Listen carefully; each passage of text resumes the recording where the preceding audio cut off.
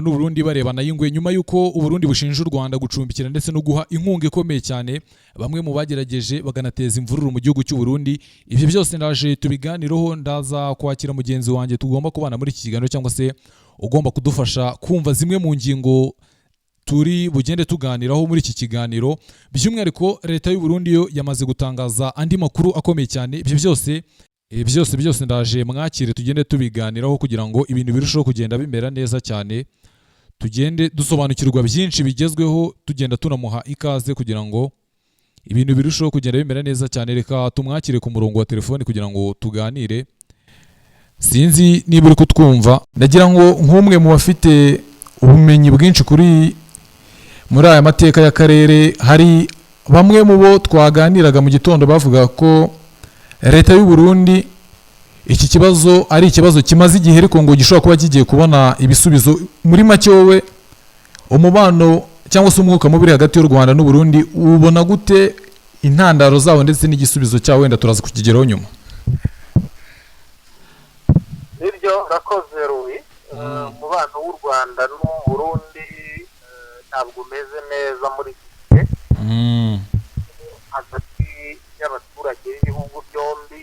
Nta kibazo dufitanye kuko intekereza ko hari umunyarwanda wajya hariya avuga ngo afitanye ikibazo n'umuturage w'umurundi. Mbega ubundi izi ziba ari intambara za politiki zirwanywa n'abanyapolitiki, ariko abaturage kenshi ugasanga nibo babirenganiramo. Impamvu mbivuga, Burundi ntabwo ari rimwe ntabwo ari kabiri bushinja u Rwanda ko rufasha kandi rugakorana n'imitwe ihungabanya umutekano w'igihugu cy'u Burundi, cyane cyane mu majwi bashyiraho Tabara, umutwe uzwi cyane hariya mu gihugu cy'u Burundi ari gukorera muri Repubulika Iharanira Demokarasi ya Kongo, ariko abarundi bakavuga ko uyu mutwe wa Tabara ngo unafite indaro hano mu Rwanda, ari naho u Rwanda runyura rukoresha nyine uyu mutwe wa Tabara, ariko u Rwanda rwakomeje kubihakana.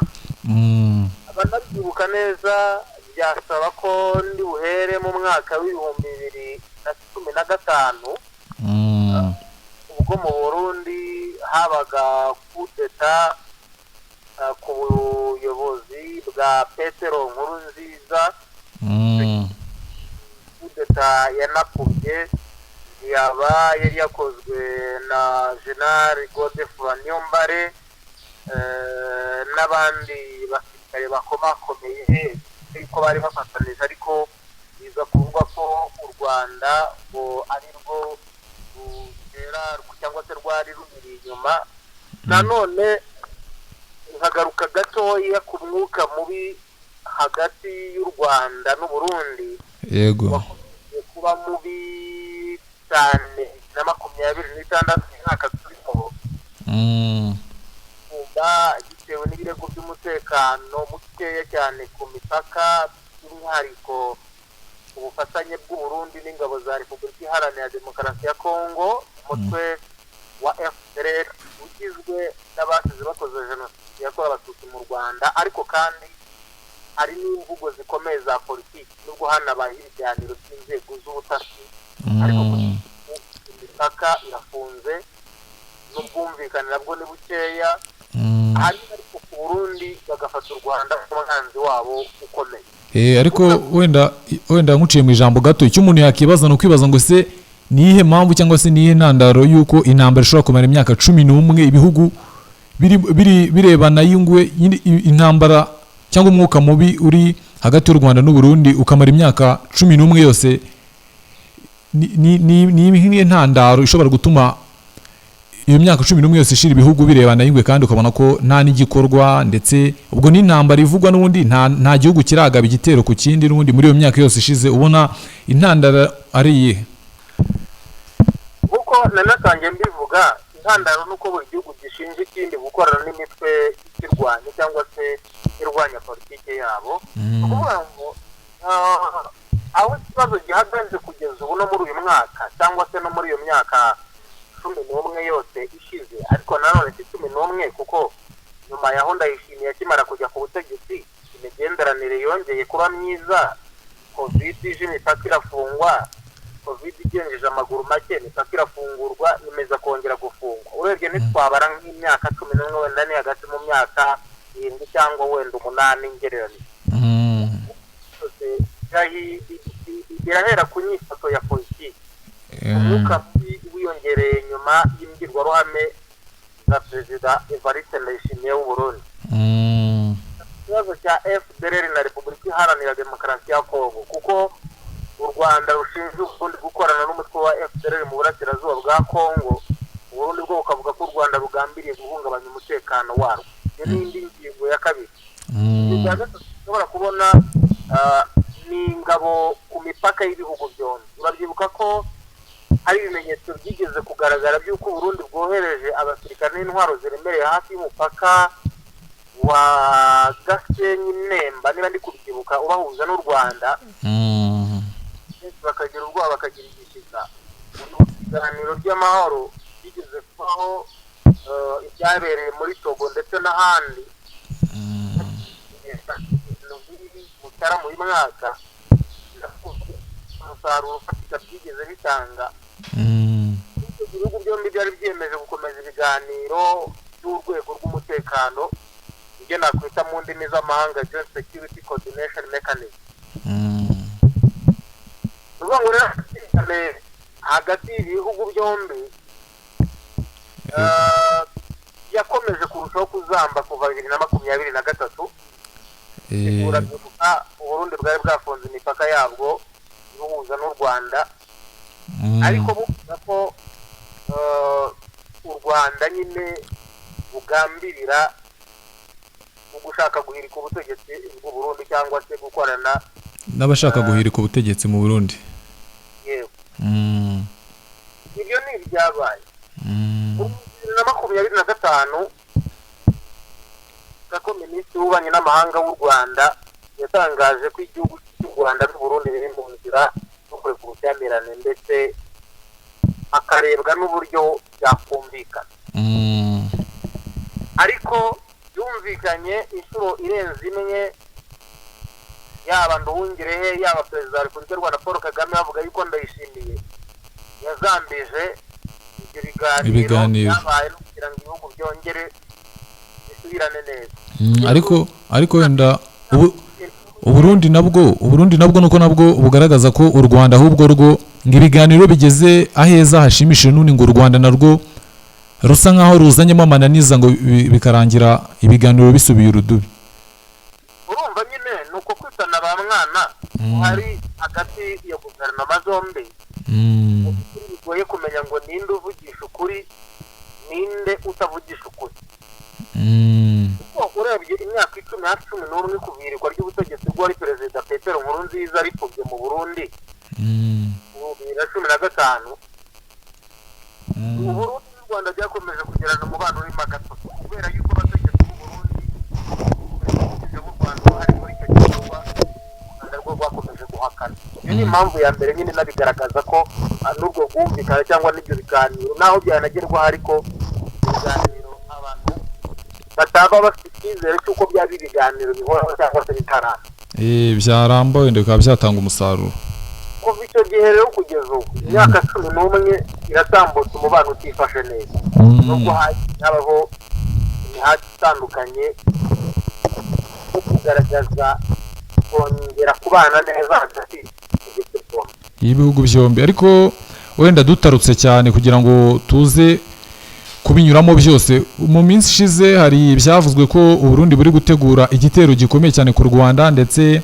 banagaragaza bimwe mu bikoresho byatangiye gutegurwa ndetse n'ibihugu bishyigikiye Uburundi muri uwo mugambi wo gutera u Rwanda wowe mu mboni zawe ubona ibi bintu bishobora kuba ari ukuri cyangwa se ni ibyateguwe na leta y'u Burundi kugira ngo wenda bibe byaba nyine ariko nta shingiro bifite niwe wavuze ngo nta nduru ivugira ubusa ku musozi uriya umuntu nakubwira ngo azakwica ntabwo ibyo ari ibintu abantu bakwiye gufata nk'ibisanzwe kuko hari impamvu abivuze nta gusohora ijambo mu kanwa ke atabanje kuritekereza kuba agira kuba cyangwa kuri sosiyete rusange. nuko nanone hari ababihuza batanga urugero kuri Repubulika Iharanira Demokarasi ya Kongo, uburyo mu minsi yashize nabo muribuka uburyo bagaragazaga bimwe mu bikorwa bagiye gukorera mu Rwanda, bakagaragaza n'ibindi n'intambara bari gutegura ku Rwanda, ariko ibyo byose byarangiye n'abantu babihuza n'u Burundi bakavuga ko n'undi nabyo bifite ishusho nk'iya Kongo, n'undi nta shingiro bifite. Ndayishimiye no muri Kongo yabwiye urubyiruko rwaho yuko ngo bakeneye gufasha urubyiruko rw'u Rwanda bagahindura Repubulika iriho.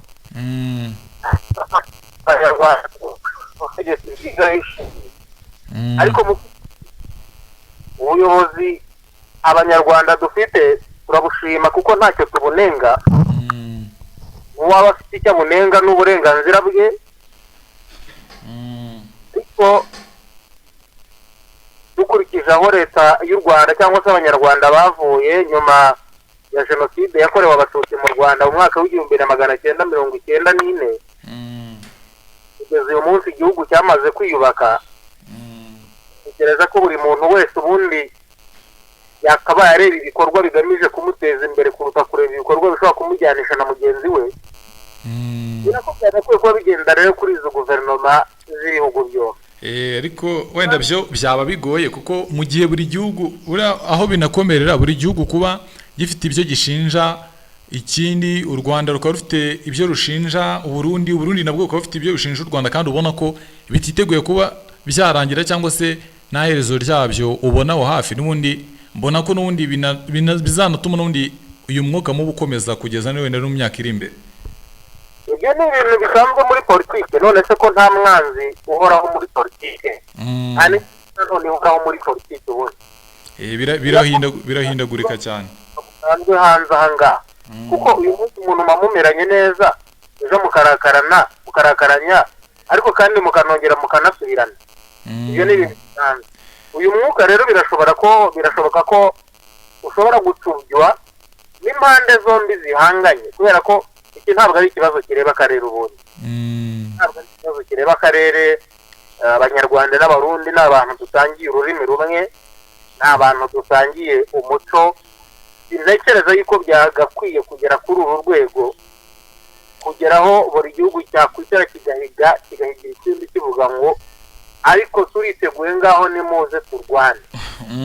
Mu mboni zawe ubona ko noneho intambara ishobora kuba ari iy'amagambo gusa, wenda abantu batatekereza ko bishobora kuba bizagera ku rundi rwego? Ntawamenya yajya no mu bikorwa, ntawamenya yajya no mu bikorwa rwose. Ariko icyo twifuza cyo ntabwo ari intambara twifuza. Intambara irasenya ntabwo yubaka. Intambara irasenya ntabwo yubaka, nta cyiza cyayo rwose habe n'iki na kimwe.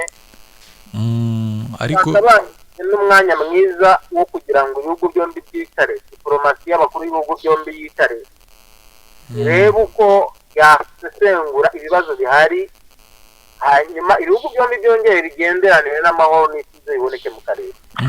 Nanone hari ababihuza n'uburyo Perezida Ndayishimiye yashakaga n'ubundi gusaba abaturage kuba bakongera kumugirira icyizere mu matora ataha, ndetse babihuza no kuba nyine yarashaka kwigarurira imitima y'Abarundi, cyangwa se yarakoresheje amayeri ya Tshisekedi ubwo yiyamamarizaga kuyobora iyi manda arimo. Yagaragaje ko nibaramuka bamutoye azatera u Rwanda ndetse n'ibindi bitandukanye, bituma binamwongerera amajwi ku buryo bugaragara. Ntabwo bishoboka ko Perezida Ndayishimiye ari byo ashobora kuba yarifashishije mu buryo bwo kugira ngo ayobye abaturage cyangwa se abarememo icyizere bongere kuba banamwemerera kwiyamamaza mu matora ataha. Erega yewe ntabwo ariko mbibona. Ubona none se ubundi wumva ko Ndayishimiye adakwiye kongera kuyobora ni, cyangwa wumva ko Ndayishimiye akwiye kongera kuyobora ni? Erega abarundi bo bishyiriyeho ubutegetsi cyane. Numva impamvu rero Ndayishimiye kuba yarongewe kugira icyizere na CNDD-FDD, ishyaka riri ku butegetsi ngo rihagarare mu matora y'umukuru w'igihugu mu mwaka utaha. Ntabwo numva ibyo bintu uburyo byaba ikibazo. Ni Abarundi bayobowe, tubareke bayoborwe rero uko bashaka kuyoborwa. kandi ni nabo batora. Ikindi ndayishimiye yatumye diplomasi y'u Burundi imenyekana ku rwego mpuzamahanga rwose. cyane cyane. Kabiri, uyu munsi niwe muyobozi mukuru w'umuryango wa Afurika yunze ubumwe. Ntabwo ushobora kuyobora uyu muryango utari perezida, kandi afite manda y'umwaka igomba kuzarangira mu mwaka utaha. cyane. Ntabwo numva ikibazo kirimo rero kuba ndayishimiye yayobora. Hari abanenga imitegekere ye n'ubutegetsi bwe, ariko buriya ubashije kuganira n'abarundi benshi ukumva imbamutima zabo, wakumva niba koko ndayishimiye ari mubi cyangwa se ari mwiza. Abavuga yuko sabo bafite za guverinoma nziza babivuga babishingiye he? None se nta baburara bari muri ibyo bihugu kandi byitwa yuko byateye imbere cyangwa bifite umutekano? Birahari nabyo, ariko nyine ntago habura bishoboka ko wenda ari abatavuga rumwe n'ubutegetsi, ariko hari n'ababihuza nyine bakareba uburyo muri iyi minsi Uburundi bwari buri mu bibazo by'ubukungu nk'uko bigaragara, ndetse abarundi bamwe bari batangiye kwijujutira ubuzima buhenze mu Burundi n'ibindi bitandukanye nyine byatumaga abantu babona ko Perezida Ndayishimiye bishobora kumushyira ku gitutu, byanatuma we ku giti cye n'ubundi ashobora gufata umwanzuro kutongera kwiyamamariza kuyobora igihugu. Ntabwo bishoboka. Ndayishimiye ntabwo yareka yakata uwo mwanzuro ngo ni uko abantu bavuze. Ndayishimiye rega n'umukomando, abantu babanze babyumvise. Ntabwo Ndayishimiye ari umusivile. Rega n'uwo bashakanye Angelique Ndayishimiye, niba nirese Angelique Angelina Ndayishimiye, ibintu nk'ibyo nawe ni umukomando, umusuriye sona niba nirese. Urumva abagabo igihugu kiba cyarabavunnye. Ntabwo umuntu ashaka kujya gufata inyigisho n'amasomo nka biriya ngo abantu baze babifate nk'ibintu bidasanzwe. Ntabwo yashobora kureka kuyobora, kandi yaragira icyizere nawe ubwe arabishaka, kandi aracyafite byinshi byo gukorera abarundi, aracyafite byinshi byo gukorera Afurika. Waba mubona mu ndorerwamo y'uko adashoboye rero yaba yirengagije mu by'ukuri uburyo ubumwe bwa Afurika bwatindahaye, kandi uyu mugabo agaragaza ko ashaka ko bwongera gusubirana izina rikomeye n'ireme rikomeye. Wanabibonye mu ruzinduko yagiriye kwa Kapiteni Ibrahim Traoré mu minsi. Wenda ubwo tugenda dusoza, wenda ibindi tuzabiganiraho mu minsi iri imbere. Ubona ari nk'iki gikwiriye gukorwa kugira ngo n'ibihugu byombi bibe byakongera kugenderana nk'uko abarundi bazaga mu Rwanda, abanyarwanda bakajya mu Burundi? Muri make umwuka mubi hagati y'u Rwanda n'u Burundi ubona ni iki cyashyira iherezo kuri uwo mwuka mubi? Icyashoboka ni uko buri ruhande rwakwemera. Iminota ndabona yatujyanye, reka mfate uyu mwanya nshimire buri wese waduhaye umwanya wo kureba ikiganiro uruw'agaciro amaze kubakanda subscribe, nawe utarayikanda iki nicyo gihe kandi kugira ngo ibintu birusheho kugenda bimera neza cyane. Tuzagenda tunaganira kuri byinshi bigezweho. Imana ibarinde, ndabakunda cyane.